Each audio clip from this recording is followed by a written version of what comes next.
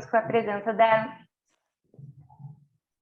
da Andrea Daltoé, que é analista do discurso, com mestrado em Ciências da Linguagem pela Unisul, doutorado em Letras pela URGS, professora do PPG em Ciências de Linguagem pela Unisul, e a coordenadora do Grupo de Pesquisa de Relações de Poder, Esquecimento e Memória, e do coletivo Pró-Educação de Tubarão, em Santa Catarina.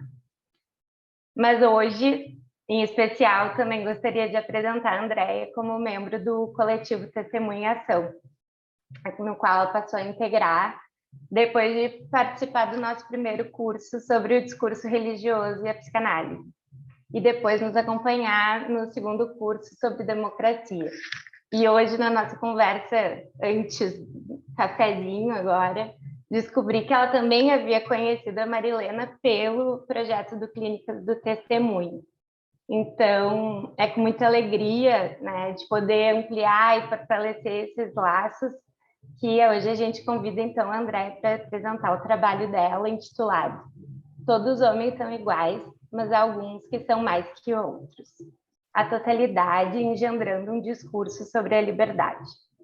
A fala vai ter em torno de 40 minutos, e depois a gente abre para perguntas e colocações que vão poder ser feitas através do chat ou levantando a mão pelo aplicativo.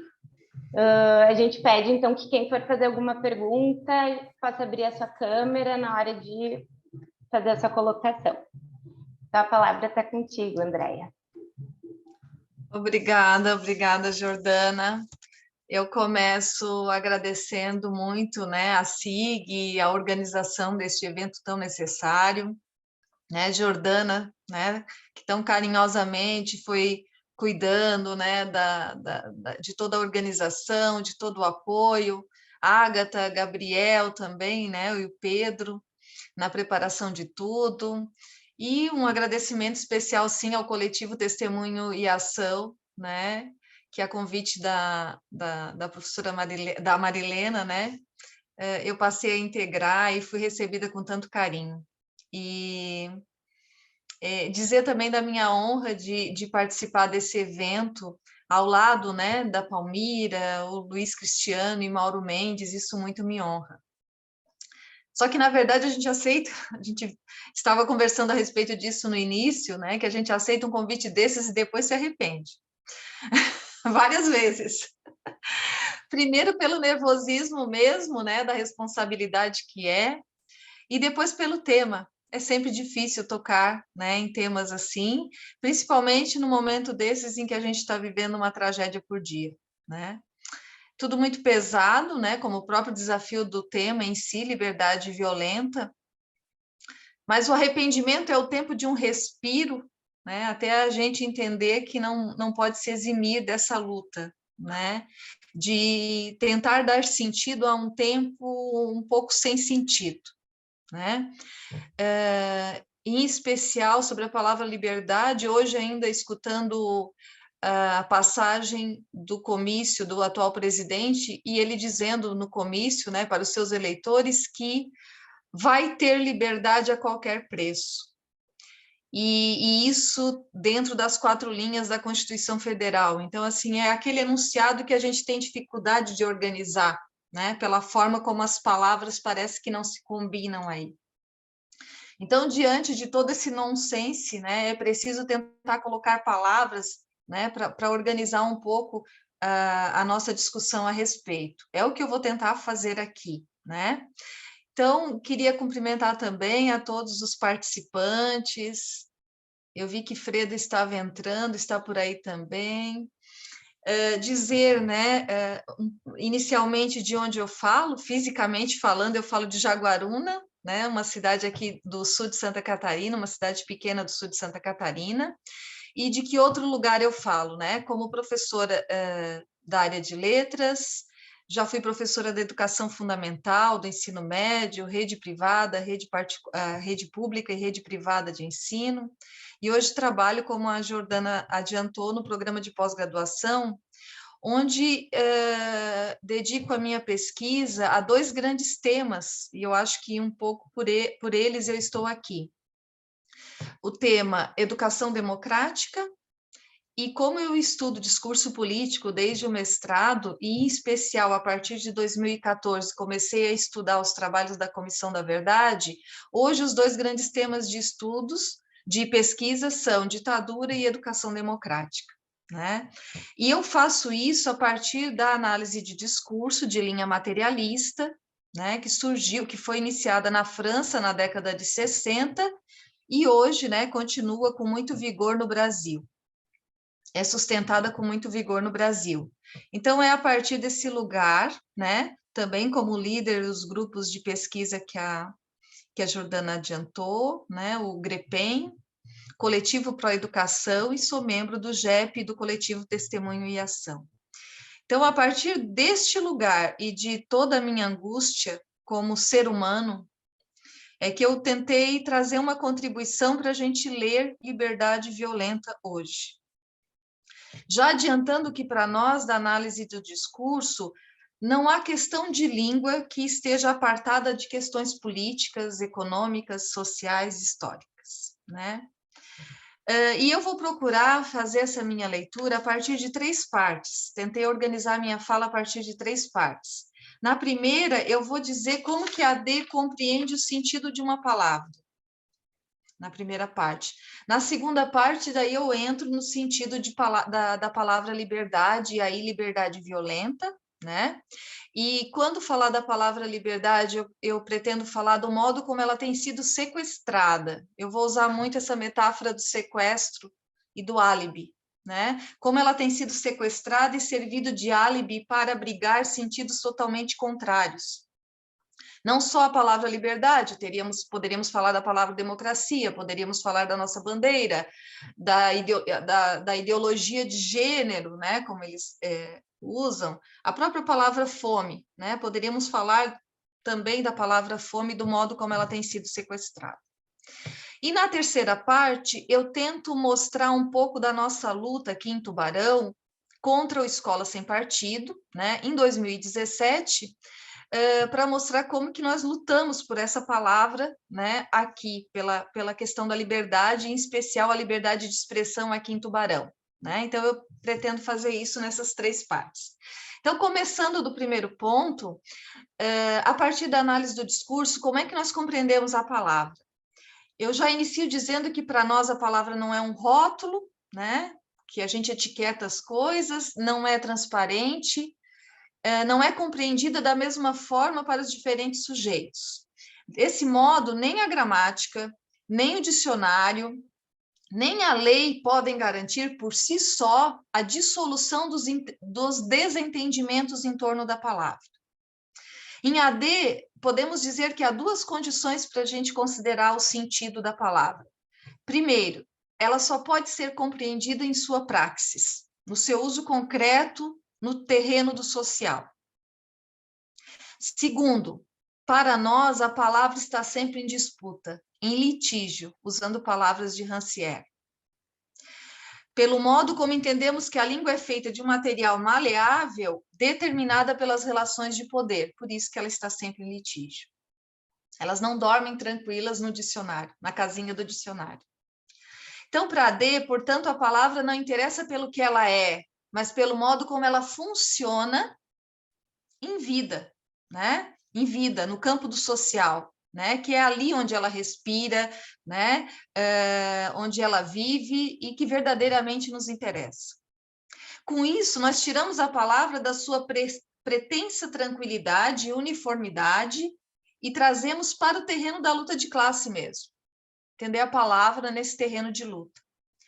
Sem dúvida, há o sentido dicionarizado, há a repetibilidade, que assenta e conforma, né, certos sentidos a palavra, e como discutimos também no último encontro, há a lei, né, para tentar garantir o seu emprego dentro de parâmetros normatizados. Se tudo isso funciona em alguma medida, para nós não garante, porém, que o sentido da palavra não seja sequestrado como estamos querendo aqui pensar, a ponto de ser levado para direções totalmente contrárias. Péchet, né, o precursor da análise do discurso, ele diz o seguinte, que as palavras mudam de sentido segundo as posições sustentadas por aqueles que as empregam, né? Sempre em referência às formações ideológicas nas quais essas posições se inscrevem, né? Então, vejamos a seguinte passagem de um artigo que eu publiquei agora no livro em homenagem a Freda. Está no teu livro, Freda, esse artigo. A passagem é a seguinte, contar uma historinha. 2019, véspera do 31 de março. Dia 25, o porta-voz do presidente determina que o Ministério da Defesa comemorasse o 31 de março e que os quartéis também o fizessem. Dia 29, a juíza Ivani Silva, da Justiça Federal de Brasília, proíbe o governo de comemorar os 55 anos do golpe, entendendo que isso seria uma alegação, isso seria uma afronta à memória e à verdade, além do emprego irregular de gastos públicos. Dia 28, com a forte repercussão, o presidente vem a público e diz que não era comemorar, mas rememorar. Dia 30, a desembargadora Maria do Carmo, do Tribunal Regional Federal da Primeira Região, decide que a União e as Forças Armadas poderiam comemorar a data, entendendo que não haveria aí violação de legalidade, tampouco de direitos humanos. Dia 31, é lançado no YouTube o vídeo 1964, O Brasil entre Armas e Livros. E um outro vídeo nessa mesma direção. Temos aí, agora eu encerro a parte que eu tirei do meu artigo, temos aí um litígio em torno do sentido de ter liberdade de comemorar o dia do golpe, 64. Um litígio que foi, inclusive, parar na justiça, a qual, longe de representar a apuração dos fatos ou a imparcialidade de uma decisão legal, expôs a disputa de uma palavra por conta das relações de poder engendradas nesse jogo político. Com um caso, nós chegamos a uma citação que é fundamental para a minha fala de hoje, que é de Althusser, né? Filósofo francês também, foi professor do Péchet, e eu acho que essa fala é fundamental porque ela diz o seguinte, abre aspas, na luta política, ideológica e filosófica, as palavras são também armas, explosivos, ou ainda calmantes ou venenos. Toda a luta de classe pode, às vezes, ser resumida na luta por uma palavra contra uma outra. E aí ele termina dizendo, o combate filosófico por palavras é parte do combate político. Eis a provocação de Althusser, lutar contra e pelas palavras faz parte da luta política. Isso porque, também conforme o autor, nenhuma classe dominante pode assegurar sua permanência apenas pela força. Ela precisa fazer isso também por um discurso. Ou seja, não é possível apenas implementar a reforma da Previdência, que vai jogar milhares de trabalhadores na miséria. É preciso convencer que isso vai ser bom. Que é um mal, e que se não colar que vai ser bom, que é um mal necessário. Assim também como a reforma trabalhista, que seria um preço a se pagar por um bem maior, né? Em AD, nós poderíamos lançar uma pergunta sobre a opacidade dessa palavra, né? Melhor para quem? Maior para quem? Bom, então, a partir daí, a palavra em questão, que é a palavra liberdade, a gente tenta compreender os seus efeitos de sentido a partir de duas questões. Primeiro, liberdade, no sentido pleno, para nós, é uma ilusão, constitutiva do próprio sujeito. Numa concepção discursiva, o sujeito é desde sempre dividido pela ideologia e pelo inconsciente. Antes que falemos, algo fala em nós. Ou seja, a nossa autonomia diante da língua é sempre relativa. Portanto, a ideia de que somos livres para dizer o que queremos é uma ilusão, necessária, mas é uma ilusão. Né? Segundo, como nós só entendemos a palavra em sua praxis, precisamos refletir sobre liberdade, agora situando-a numa formação social como a nossa, capitalista e neoliberal. Aí volto ao Althusser, que vai dizer que no capitalismo, o livre consentimento do sujeito era a condição de nossa própria dominação. Diz ele que precisamos nos sentir livres para livremente nos submeter. Atualizando suas palavras para uma formação neoliberal como a nossa, a liberdade ganha um valor ainda mais fundamental em busca de uma sociedade em que as atividades econômicas teriam seu alicerce na plena liberdade individual do sujeito. Aqui eu estou trazendo Milton Binotto. Para Althusser, o direito diz: todo indivíduo é juridicamente livre, o que imbrica a ideia de liberdade, igualdade, totalidade.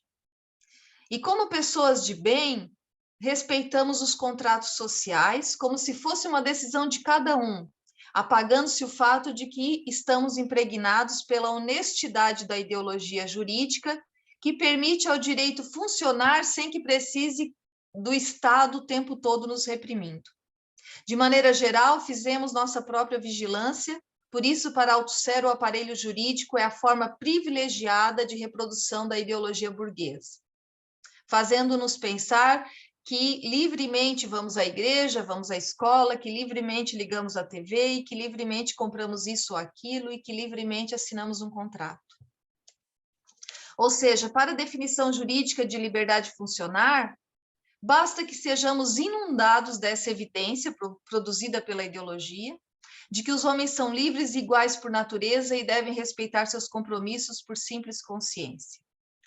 Para o autor, isso não é sutil, é visível na prática do dia a dia.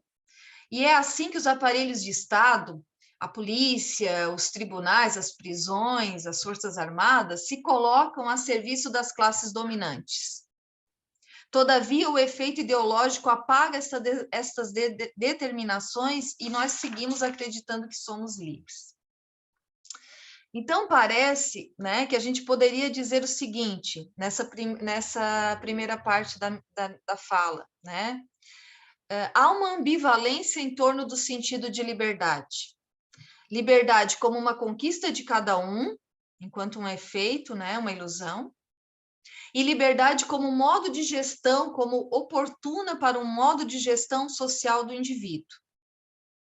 Parece que o poder tira bastante proveito desses dois efeitos. E aí a gente vai para a segunda parte agora para entrar, como é que a gente pensa, então, o sentido de liberdade a partir desse fundamento da análise do discurso. Então, vamos lá. Liberdade como condição, né, para nos manter sob domínio, parece ser aproveitada pelo poder quase como que um encanto, né? Muitas vezes a participação democrática, quando ela se resume ao ato de votar, a pessoa ainda assim pensa que tem a liberdade, né, para votar em quem quiser. No capitalismo, parece que se sustentava um discurso de que se eu trabalhasse de sol a sol, eu gozaria dos bens sociais, né, a que tenho direito. Mas há uma mudança agora, né, com o neoliberalismo. E os argumentos de uma sociedade que ofereceria oportunidade para todos parece que não se sustenta mais. O que faz com que o discurso daí ganhe um requinte maior, não sei se essa é a palavra, né? Uma maior habilidade para parecer sutil o modo como somos subjugados. E aí é preciso um esforço maior para mascarar o modo como o neoliberalismo acaba com qualquer laço social.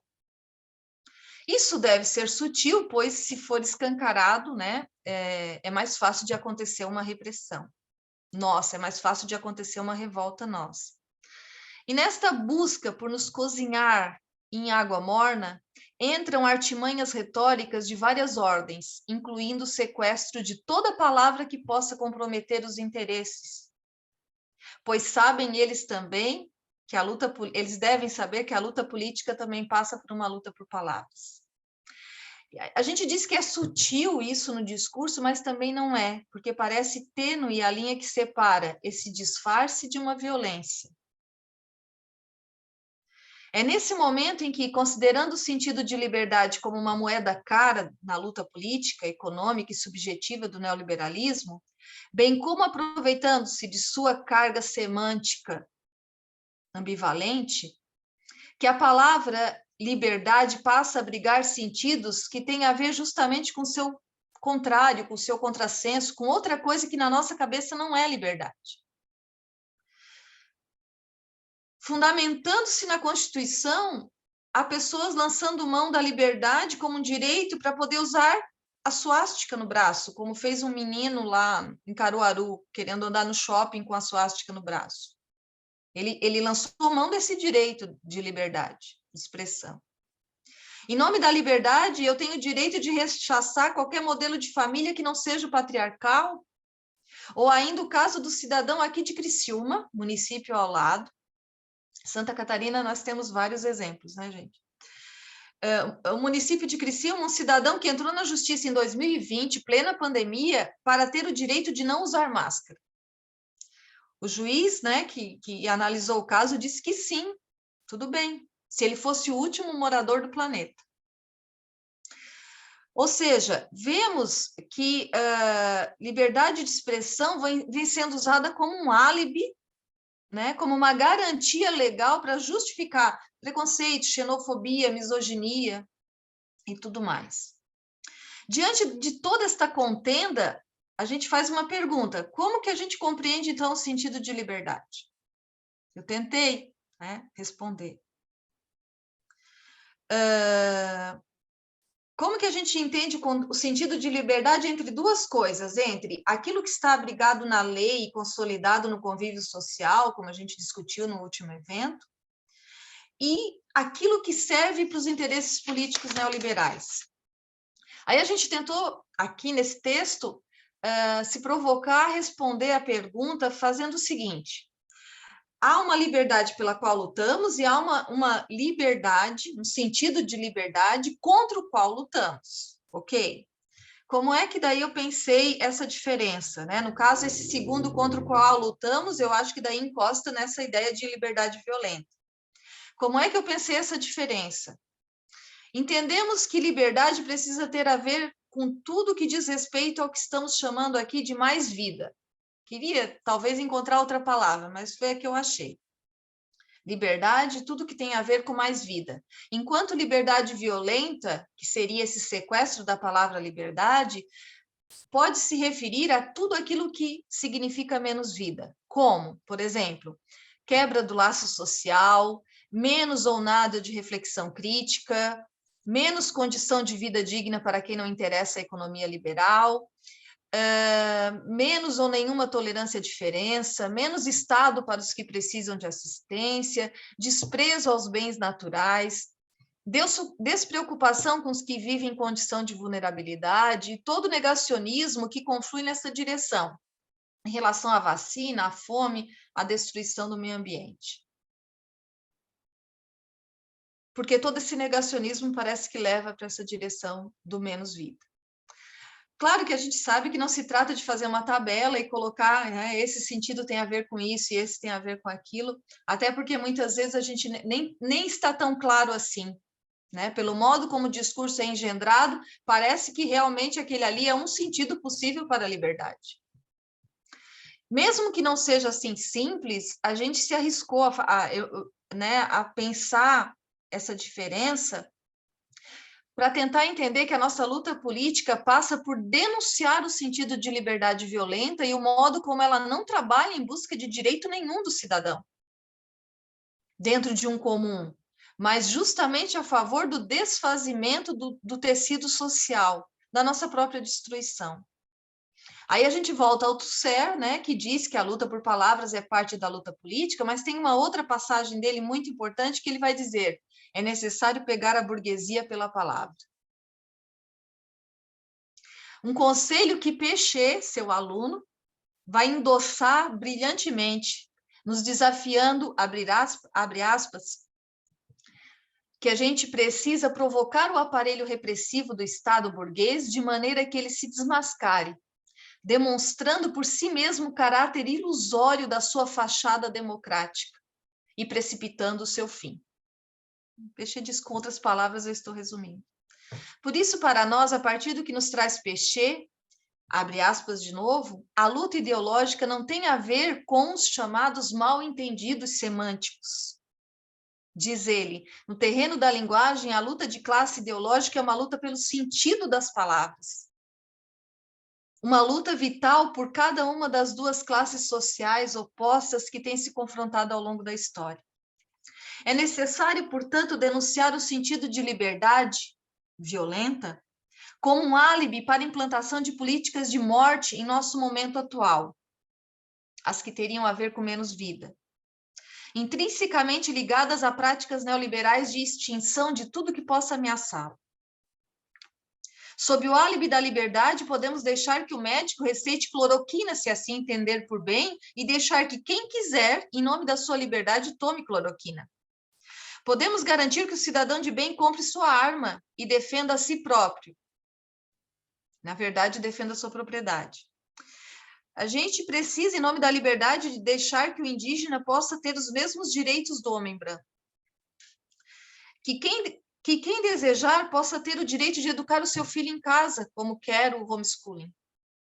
Em reunião com o ministro Dias Toffoli, agora em 2021, o atual presidente disse, a liberdade é um bem maior que a própria vida. Quando defendia a flexibilização do isolamento social numa franca despreocupação com aqueles que mais se arriscariam a morrer por causa da Covid. Que mal teria enfrentar os trens e ônibus lotados para trabalhar se, abrir aspas, palavras do presidente, o brasileiro pula em esgoto e não acontece nada? Não é bastante incrível que todos esses sentidos em nome da liberdade apontem paralelamente para um não compromisso com as políticas públicas? Apontem para o descompromisso total com o projeto de nação, ou são um projeto de nação, né? Apontem para a desmoralização da política e das instituições e da própria Constituição Federal? E mais, não é incrível que enquanto nós vamos nos adormecendo a esses sentidos de liberdade violenta, nos acostumando com eles, mais vão se formalizando práticas autoritárias e violentas de nos gerir? Segundo Orland, a extrema-direita tem encontrado condições favoráveis para processos de dessignificação a seu favor, num funcionamento em que os sentidos se esvaem, fogem e se tornam descartáveis. Ela vai falar que isso se dá pela própria insegurança que é própria das palavras. E todo esse sequestro de palavras caras à nossa democracia funciona numa forma bastante específica de língua. Daí eu trago Endursky, que trata esse funcionamento como língua fascista, a qual, segundo a autora, é atravessada por um efeito de memória da ditadura, uma língua que estava apenas adormecida, culturalmente interditada e que, vinda à tona agora por meio desta legitimação do discurso de ódio, numa linguagem de destruição. Parece que há um gozo por falar enquanto se tortura. O outro diferente de mim é o meu inimigo. Sua opinião é da ordem do insuportável e precisa ser eliminada. Só pode opinar quem está dentro do cercadinho.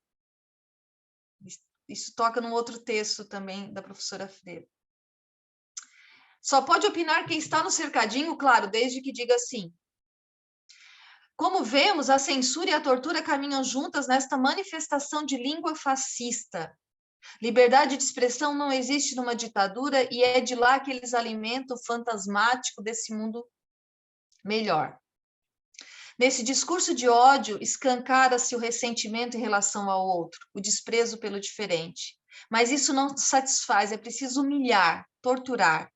Como vimos essa semana ainda, o caso daquele senhor que humilhou a dona Ilza, se eu não me engano é o nome dela, um senhor do agro, né, que doava 60 marmitas por semana, pergunta a ela em quem ela votava, quando ela diz, ele diz, então a senhora não vai, então vai pedir marmita para ele.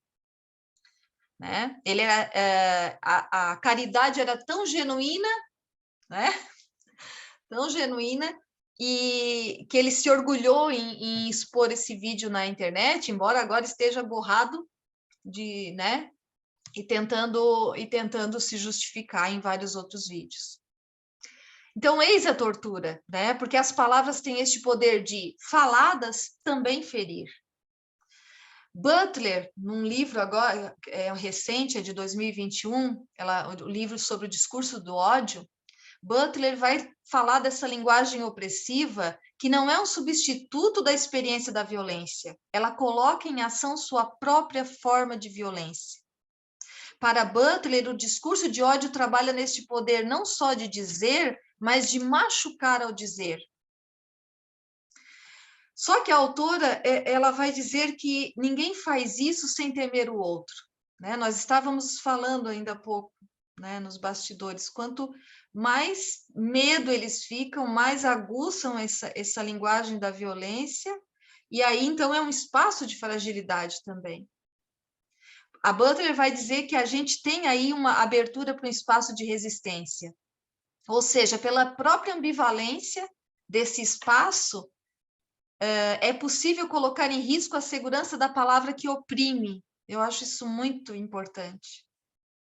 Ela diz que é possível colocar em segurança essa palavra que oprime e permitir o que ela está chamando de discurso insurrecionário, aquele que se revolta e que, né, e que resiste. Eu acho que é um pouco disso que a gente tentou fazer aqui em Tubarão, né? Que aí eu vou para a terceira parte da minha fala, mas antes uma síntese, não sei se é para mim, tentar ver se houve clareza um pouco naquilo que eu falei, né? Mas eu tentei sintetizar antes de ir para essa última parte da minha fala, que é o seguinte, né? Esse percurso que a gente fez, a gente tentou mostrar que o sentido de liberdade, o modo como a sua disputa na cena política pode levá-la a significar justamente o seu oposto, liberdade violenta, de modo a abrigar sentidos que atendam a interesses deste governo e do neoliberalismo levado a cabo. Ligamos liberdade à condição para uma economia e ideologia neoliberal que, por sua vez, aponta para o individualismo e para a quebra do laço social. Para entrar no caso que apresentamos agora, vamos tratar mais especificamente da liberdade de expressão, que, se não usada para abrigar os sentidos de morte deste governo, deve ser eliminada, combatida, por meio da censura, né? Então, agora eu trago um pouco a experiência que a gente viveu aqui em Tubarão. Jordana, ok no tempo? Tá.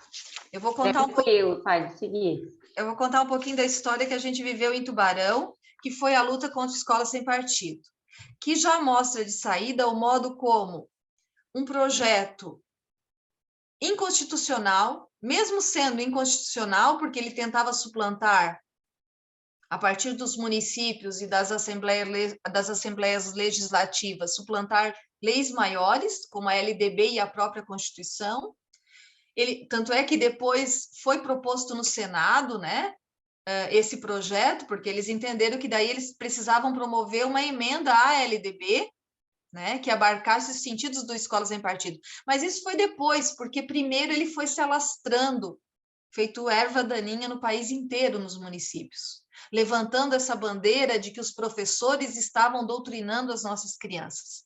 E a gente sabe o quanto essa pauta moral, né, foi palanque para muitos políticos que saíram do nada e se elegeram em torno dessa pauta conservadora da criança que está sendo sexualizada pelos professores, né? Os professores estão cooptando essas crianças, tornando as crianças gays, e a mamadeira de piroca. A loucura é tanta, mas isso foi uma pauta para muitos políticos que, sem pauta nenhuma, sem projeto político nenhum, se agarraram e realmente conseguiram seus minutos de fama, né? E durante os 4 anos não apresentaram nenhuma proposta para a educação, se era esse o grande interesse, né, de trabalho deles. Mas o fato, então, é que o Escola Sem Partido, mesmo sendo inconstitucional, já de saída, foi fazendo seu estrago. Mas agora a maioria dos municípios já deram por encerrado isso, já foi retirado do Senado, agora, se eles quiserem, tem que começar do zero. Não importa, a gente vai precisar continuar conversando sobre Escola Sem Partido, porque ele continua reverberando em outros projetos e na própria escola, né? Os professores hoje já têm medo de tocar em alguns assuntos dentro da sala de aula. Os professores sabem, os pais não sabem direito, muitas vezes, o que é ideologia de gênero, mas sabem que isso não pode ter na escola. Isso muito é fruto do Escola Sem Partido, né? Não pode discutir política, não pode incentivar o aluno a participar de nenhuma manifestação política, é tudo isso que a Escola Sem Partido trouxe. né? Bom, e aí como é que aconteceu? Em Tubarão, um belo dia, pela rede social, a gente fica sabendo que em Tubarão já estava tramitando na Câmara de Vereadores, né? Eu vou colocar aqui a apresentação, porque eu tenho algumas imagens para mostrar.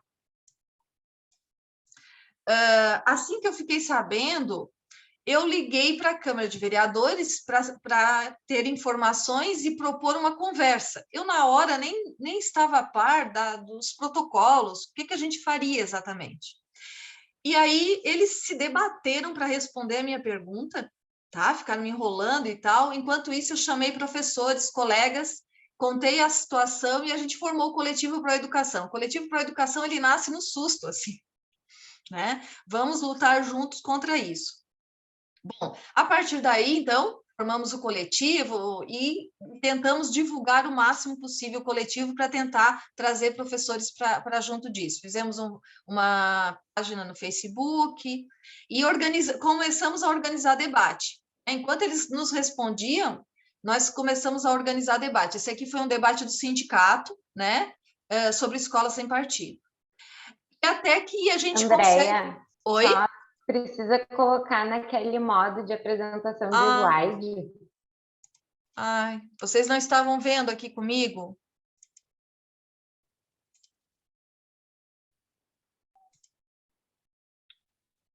Se tu clicar...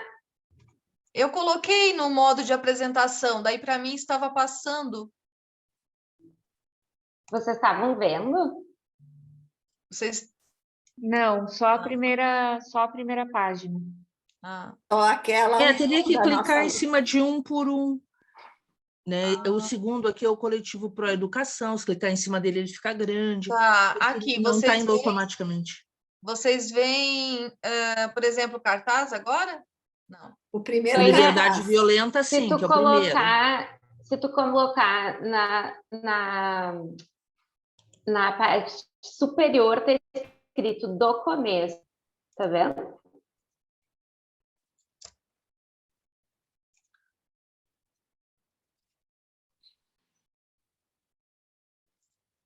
Agora eu vou ficar nervosa, não vou conseguir fazer. Aqui, ó, apresentado por uma pessoa. Acho que faltava clicar aqui. Vamos ver.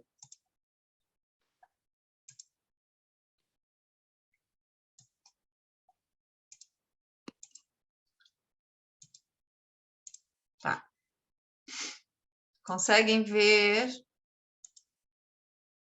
agora? A página do Facebook? Sim, Tá. isso aí. Então, esse aqui é o Coletivo Pro Educação, tá? Que a gente criou a página. Aqui, passou? Tá. Aqui o primeiro debate que a gente criou junto com o sindicato dos professores. Até que a gente consegue marcar essa audiência. Eles enrolaram muito, né? Eles davam uma data, a gente marcou em 3 datas diferentes, né? E eles ficavam enrolando e não dava certo, até que um dia eu falei, olha, vai ser no dia 11 de agosto, estando vocês ou não. Antes disso, é claro que o vereador proponente me procurou, né, no meu trabalho, querendo saber qual era o meu interesse em relação a isso, né? Olha qual é a linguagem que é usada, né? Que interesse vocês têm com isso? Eu disse o interesse de uma categoria que está sendo julgada por vocês sem que a gente possa se manifestar. Foi essa a minha resposta, né?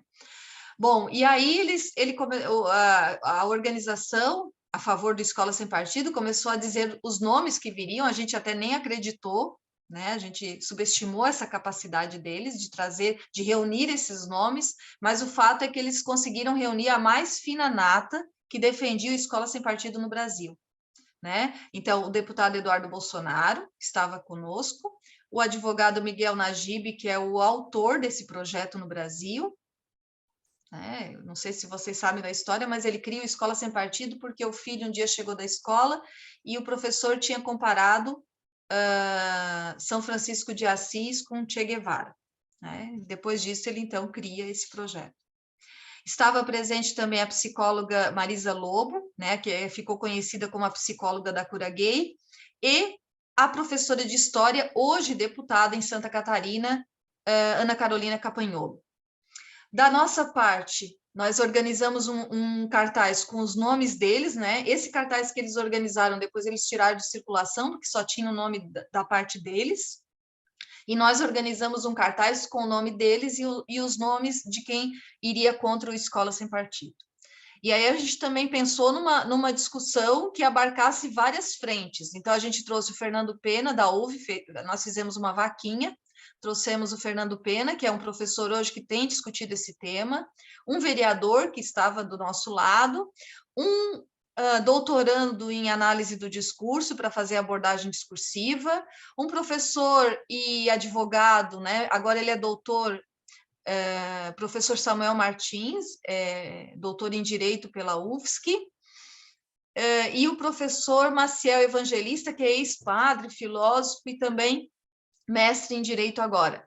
Organizamos essas várias frentes, né, para desfazer o projeto do ponto de vista jurídico, do ponto de vista discursivo, do ponto de vista religioso. E aí nós fomos para a audiência, que foi no dia 11 de agosto de 2017. Antes disso, a gente fez uma carta aberta, muito difícil para elaborar essa carta, porque a gente tem que combater a linguagem do outro lado, que é rasa, superficial, sem comprometimento nenhum com a verdade, com a legislação e tudo mais. Então, a gente levou, eu até, não sei se eu coloquei, eu fiz questão de ir salvando quantas versões a gente teve que fazer para chegar numa carta aberta sobre esse projeto, né? Então, aqui o dia da audiência, 11 de agosto de 2017. Então, era a véspera da eleição, momento muito crítico também, né? Por coincidência, hoje é véspera, e lá em 2017 a gente não fazia ideia de que as coisas não estavam tão bem, mas não sabia tudo que viveria até o dia de hoje, né? Mas aqui a gente fez uma reunião antes de ir para a audiência, né, com os apoiadores, com o Coletivo para a Educação e com os palestrantes. Depois a gente chega no auditório, e aqui é uma arena, né? É uma arena, literalmente uma arena, e ali nós conseguimos reunir uma média de 800 professores e gente que foi, claro, atrás, né, do Eduardo Bolsonaro, porque ele estaria em Tubarão. Então, havia pessoas com bandeira do Brasil, havia pessoas com cartaz Mito Júnior, havia pessoas com bandeira com cartazes homenageando o Ustra, havia tudo isso nesse auditório. Aqui a gente organizou a mesa, Eduardo Bolsonaro chegou só depois, junto com vários policiais que entraram dentro do espaço, e aí organizamos a reunião, cada um falava tantos minutos, um do lado contrário, outro do lado a favor, e foi bastante tenso, né? Porque os professores vaiavam, claro, estavam sendo ali incriminados. Nós simplesmente fomos chamados de molestadores de crianças, né? Aqui, uma foto do Eduardo Bolsonaro, não sei se vocês conseguem ver, mas ele tinha uma arma no bolso, na cintura, e outra no bolso.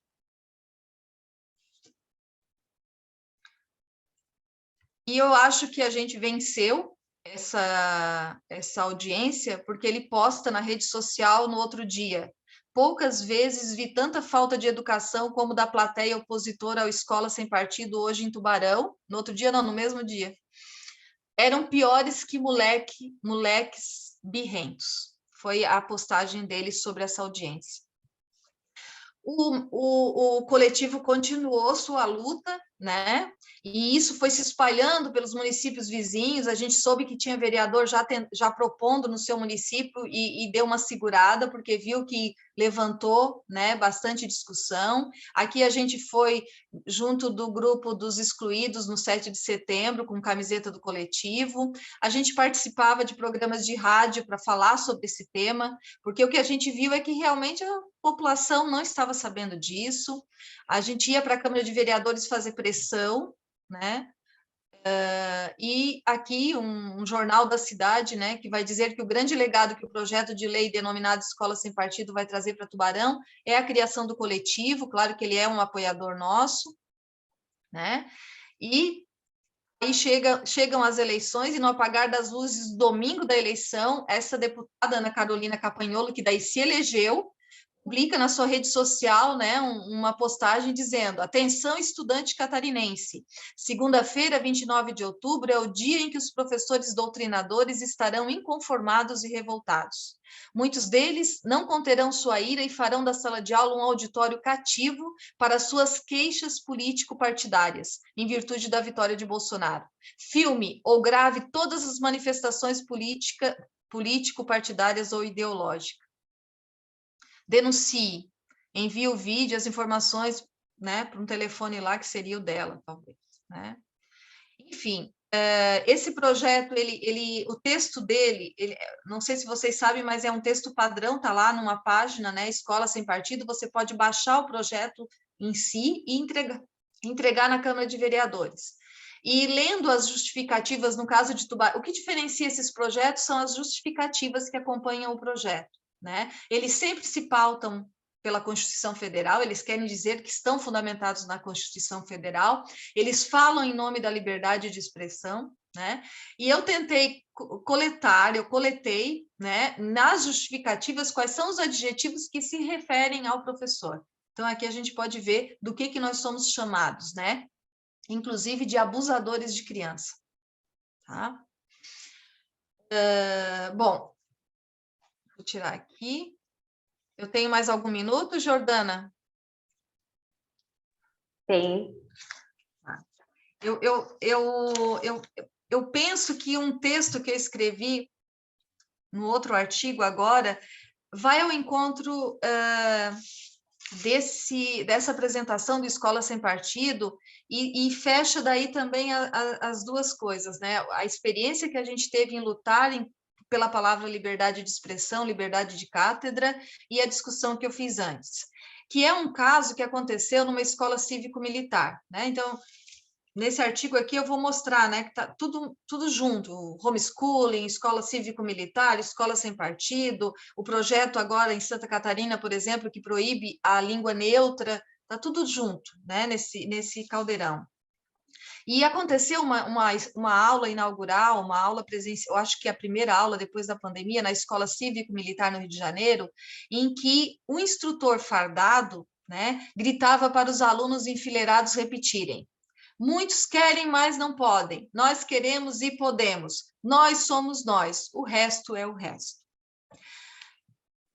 Olhem o tamanho da violência desses dizeres, né? Fazem as crianças repetirem em coro algo que elas nem alcançam exatamente o que é. Sentidos que produzem efeitos em sua formação. Aprender a odiar o outro, que eles nem sabem direito quem são. Em nome de um imaginário de totalidade, igualdade e liberdade, tais projetos se apresentam como defendendo os brasileiros indistintivamente do grande mal que seria o professor doutrinador. E aí nós já começamos a ver a partição do todos, isso tem a ver com o título que eu dei à minha fala hoje, né? A partição do todos do artigo 5º da Constituição, né? Que diz que todos somos iguais. A partição do todos entre as vítimas da escola, os alunos, a família, a sociedade de bem, e o seu inimigo, os professores doutrinadores. Ou seja, projetos em prol da educação que colocam seus envolvidos um contra os outros. Totalidade, igualdade e liberdade vão produzindo um efeito de consenso, de justiça, de uma política que estaria agindo pelo bem de todos, sem distinção. Mas justamente mascaram aí a exclusão que daí resulta, e principalmente a própria luta de classe. Vemos o caso da proibição da linguagem não binária em curso em Santa Catarina, né? É em nome de uma pretensa e ilusória unidade de língua e liberdade, né, de todos, que segue um projeto negando às pessoas que não se sentem representadas pela língua o direito de serem respeitadas em suas diferenças, ou ainda a nova política de educação especial, enfim, e o próprio homeschooling também já em vigor em Santa Catarina. É no escancarar dos reais interesses desses projetos que compreendemos o nós somos nós, o resto é o resto, como manifestação de uma língua fascista, né, como nos traz Indurski, incitando a violência. Repetido em coro pelo militar que conduzia a cerimônia, os alunos daquela escola e os alunos daquela escola, o enunciado grita sua apologia supremacista, segregacionista, excludente, desfazendo a ilusão de um discurso que seria para proteger a escola. Depois desse dia, a direção foi exonerada, tudo bem, mas tal providência por si só não impede que esses sentidos continuem reverberando, ecoando silenciosamente ou escancaradamente. Na verdade, sempre estiveram presentes, como traz o texto de Indurski. Sempre estiveram aí disfarçados por falta de líderes políticos que legitimassem tal discurso com tamanho despudor. Compreendemos, portanto, que os projetos que chegam à escola dentro desta pauta moralista e hipócrita, nestes últimos anos, assumiram um duplo papel: lugar de propaganda política, né, pelo modo como tudo isso serviu de palanque,